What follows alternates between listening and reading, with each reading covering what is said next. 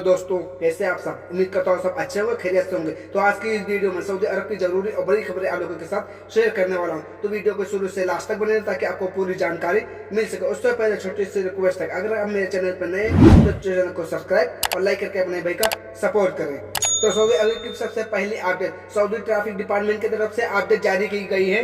1 तारीख 10वां महीना 2023 से नया कानून ट्रैफिक का लागू किया जा रहा है, जिसके तहत जिन गाड़ियों का इंश्योरेंस इस्तेमारा समाप्त है उन गाड़ियों को पर इलेक्ट्रॉनिक ऑनलाइन चालान यानी किया जाएगा।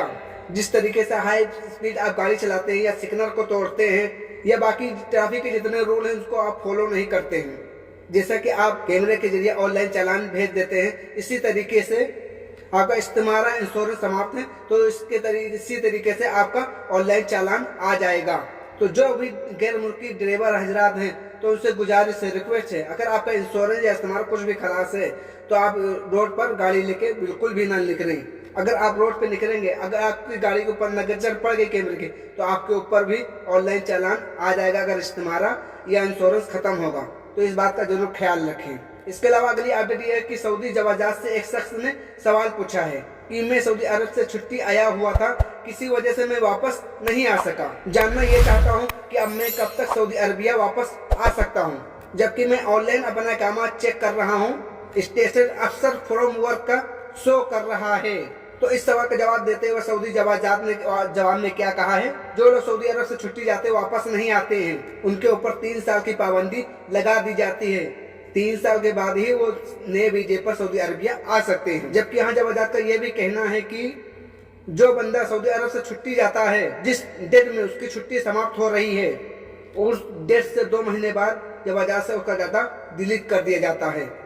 यानी अगर आप 2 महीने की गए छुट्टी, उसके 2 महीने और बढ़ा लो, 4 महीने के बाद में आपका पूरा डाटा डिलीट कर दिया जाता है। यानी आपके पास 2 महीने का टाइम रहता है कि कफील या कंपनी के पास आप काम करते हैं, उस कफील या कंपनी से आप बातचीत करके आप उससे बात करके अपनी छुट्टी बढ़वा सकते हैं। उसी वीजे इकामे पर सऊदी अरब दोबारा आप आ सकते हैं। अगर कंपनी या कफील आपकी छुट्टी नहीं बढ़ाता है तो आपको 3 साल इंतजार करना पड़ेगा और तभी आप आ सकते हैं। और जिस डेट से छुट्टी गए हैं उसी डेट से आप जोड़ सकते हैं। जरूरी नहीं कि इंग्लिश के हिसाब से जोड़े, अरबी के हिसाब से आप जोड़ सकते हैं, क्योंकि यहाँ सऊदी अरब में अरबी के हिसाब से छुट्टी लगती है, अरबी के हिसाब से वीजा इशू होता है और अरबी के हिसाब से आपके ऊपर 3 साल का बैन लगता है।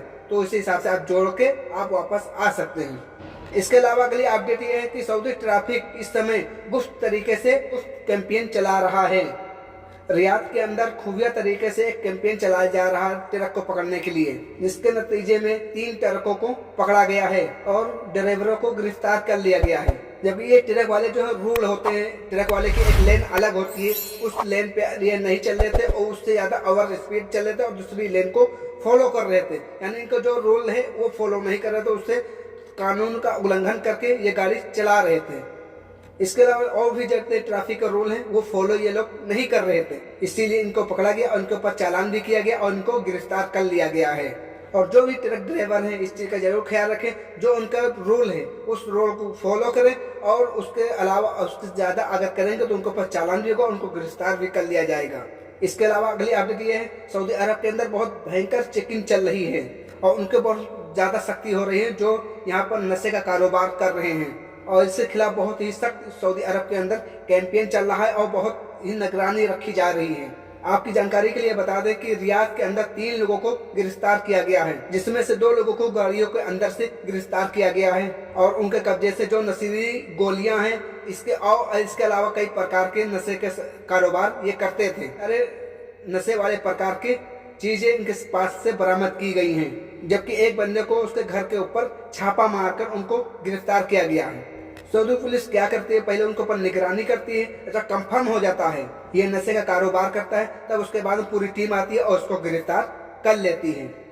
तो दोस्तों ये थी सऊदी अरब की आज की जरूरी खबर, जरूरी जानकारी जो आप लोगों के साथ शेयर की है। तो वीडियो को शुरू से लेकर लास्ट तक देखने के लिए बहुत बहुत शुक्रिया। तो चलिए फिर मिलते किसी नेक्स्ट अपडेट के साथ, तब तक के लिए अल्लाह हाफिज। दुआओं में याद रखना और वीडियो को ज़्यादा से ज़्यादा शेयर करें।